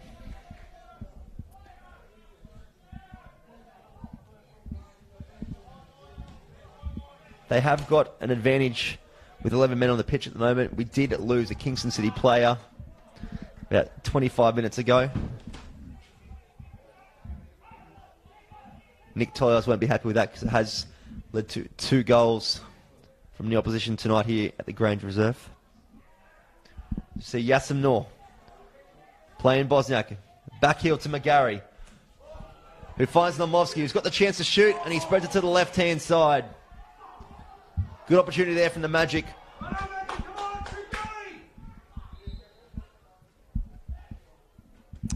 Had a bit more time there than he thought, to me. Probably could have taken a touch as well. Yeah, fantastic opportunity for Nomovsky to extend Altona's lead. And if you're Nick Tolius and Kingston, you'd be looking at that moment and really hoping it spurs on an eventual, it clicks something in your side as well. They haven't gone 3-1 down. They easily could have in that instance, as we see them bring on Max Etheridge, who is a striker, onto the field of play.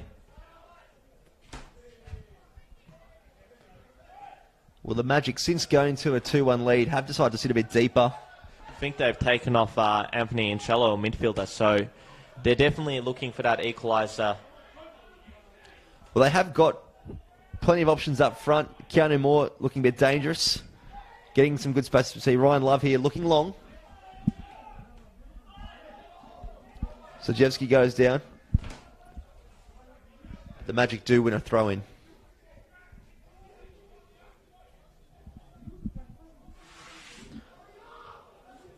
So a win tonight here, Demir, we'll see the Altona Magic go into the top 5 for the first time in this season. Obviously not getting the results they wanted to start the year. Yeah, it'll be 3 wins from 3, so they'll be up to 10 points for the campaign. And they're definitely starting to get some momentum and ascendancy to their game. Well, they have got a tough trip away next weekend, back on the road again, this time Saturday night at the Olympic Village against Heidelberg United. Very tough place to visit, Olympic Village. Heidelberg have made it a fortress in recent seasons. Made it even tougher last night too from Oakley Cannons' win over Heidelberg. See Mikel Hemman going forward, taking on Ryan Love. And Love does show him wide. It wouldn't surprise you if I told you that George Katsakis is here tonight at the Grange watching this contest. I've seen him in a few Altona games. Yeah. At Paisley Park as well. So obviously all coaches now too with the advantage of the live stream of every match. Very easy to work out your opponent.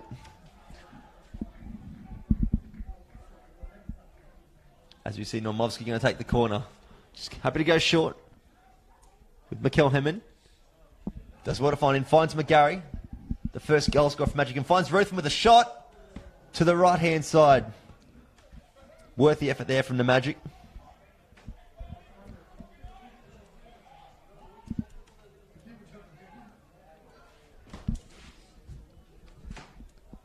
Kingston looking to push it forward, find the head of Archibald.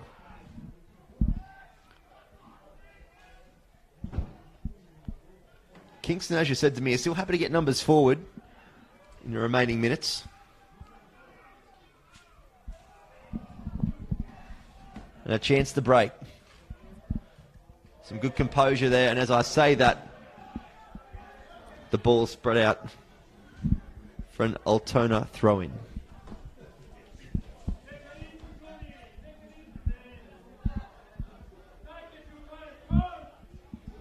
So Kingston next week, they feature on Friday night to me. Yeah, against Pascaval, which has been a tough trip for them in recent seasons. I believe they've lost both their fixtures at CB Smith Reserve against the Rams, who picked up a needed 2-0 win against South Melbourne at home last night with Dimitri Hatzimiratis and who himself is an ex-South Melbourne player, and Filippo Bernamou Madrid, the goal scorers.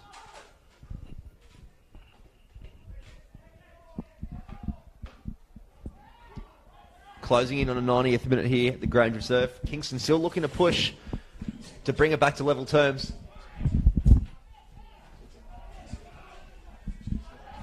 As you see Almazi go down, a smart bit of play there from the centre-back for Altona.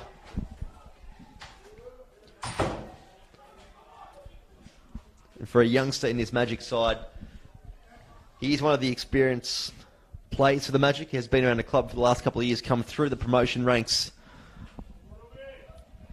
with the red and black. Vidakangas just marshalling his troops as he looks to go long.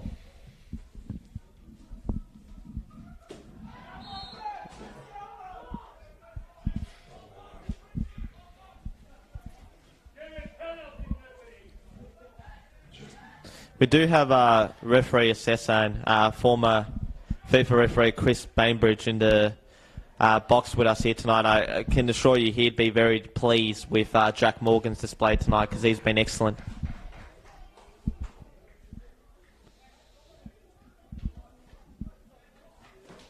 Any referee does a good job in my eyes when you're not talking about them.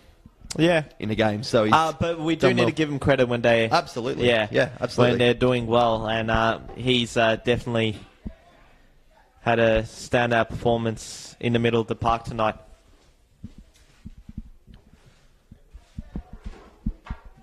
Vidakangas, all 6'7" of him, puts the ball over the halfway line, and Kingston, we're going to get it forward, but just putting it out on the right-hand side here.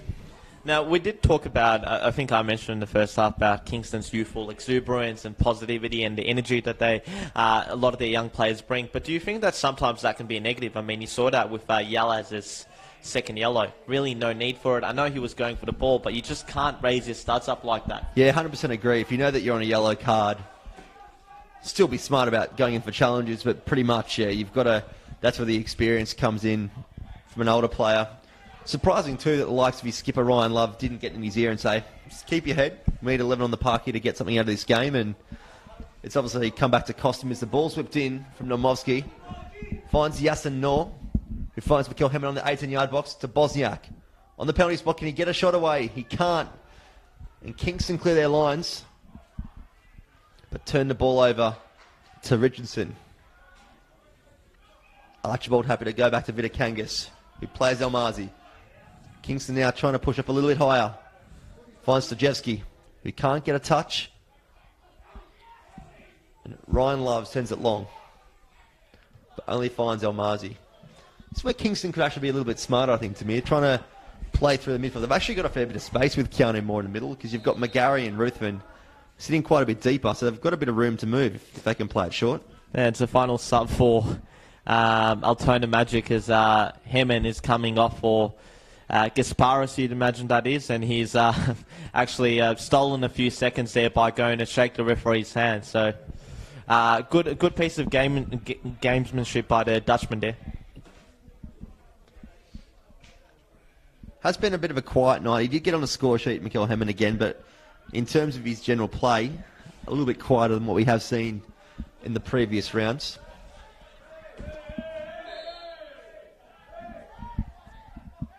So Kingston just goes short to McGarry, who can break away here. He's got Yasin Noor on the right-hand side, but he does win himself a free kick. And if they're smart here, Altona, they've got Yasin Noor over on the right-hand side, but they're more than happy to slow it down and see the clock out. Yeah, they'll eat up the clock here as we see a yellow card dished out to Daniel Bennett of Kingston City. Or I'd imagine that's dissent. Yeah, and there's no need for that, not at this stage of the game in stoppage time, because... Yeah, you're only playing into your opposition's hands. Plus, as you did mention before, we do have one player already suspended for next weekend. Yeah. 5 yellow cards in 6 weeks. It's not a good disciplinary record for that guy.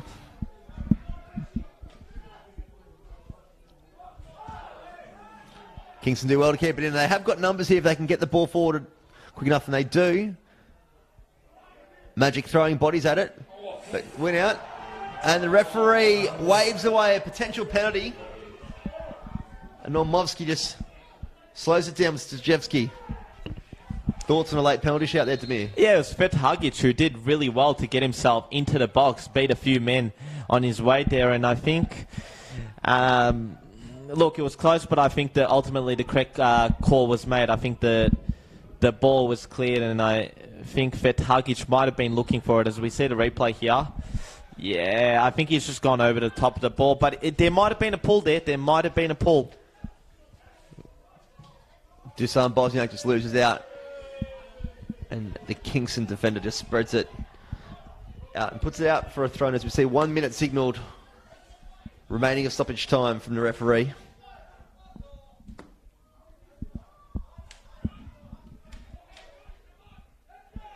The Altona players asking for the full-time whistle. Kingston still threatening going forward.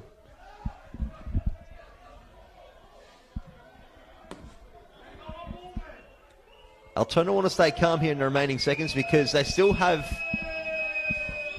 a last threat to put out here from the Kingston City. It's gone over 5 minutes. And Ruthven will just pop the ball long. They can clear the lines. They're calling for a handball, but there was really nothing in it.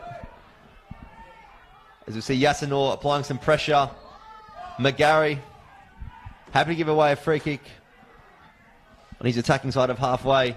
Kingston looking to race forward. Yasinor stands in front, and that is the full-time whistle here at the Granger Reserve, as we see Altona Magic defeat Kingston City away from home 2-1. Kingston City players not too happy, but I think they've only got themselves to blame, Demir. Well, yeah, that 56-minute sending off of Erhan Yalaz changed the course of the contest, and ultimately Altona Magic, the beneficiaries there with those quick-fire strikes from... As we do see Nick Tolios, the Kingston City coach, you don't want to see these type of scenes, but he's up in the referee's face, obviously letting his thoughts known on maybe the red card decision or some late calls there from the referee. But I think the referee's done a great job tonight, to me, as you mentioned numerous times through the broadcast. And you don't want to see this type of thing. It was a tight match. They were in the lead at half-time, 1-0 from an early minute goal, 7th minute goal, I should say, from Iconis. But we did see 2 second-half goals, a nice finish from McGarry, and then a nice little tuck-away finish from the international striker, Mikel Hemmen, for the Magic, to give the boys from across the Westgate Bridge 3 points to go home with tonight, and their 3rd win in a row in the NPL Victoria. Yeah, when you look at the stats, Altona had the majority of the shots. Also, 2-to-1 ratio when it comes to shots on target, 6 for Altona, 3 for Kingston. And that was largely a byproduct of just Altona in those last 30 minutes really taking the game to Kingston and getting those 2 goals. And ultimately, role reversal from Monday night, where in similar circumstance, Kingston had a man sent off around the hour mark. We managed to grind out a victory. Tonight, it wasn't to be the case. Altona punished them, and look, if you're Nick Tolios, you can have as many complaints you want about the referee, but I think that just a poor decision, split-second decision from Yalaz, let his team down. And the win does put the Altona Magic into the top 6 for the first time in 2019. Next weekend, we will see the Altona Magic travel away to the Olympic Village to take on Heidelberg in a very tough fixture, and we'll also see Kingston City back in action on Friday night away to Pascoe, which is no easy task as well. Speaking of Friday night, Bryce, I will be joining you at the big one between Bentley Greens and Oakley Cannons. So see you then, and thank you for tuning in alongside us tonight. Yep, and we will see you next Friday night. From Kingston Heath, it is Bryce Ruthven signing off with Demir Coulis from the Grange Reserve. The Altona Magic 2, Kingston City 1.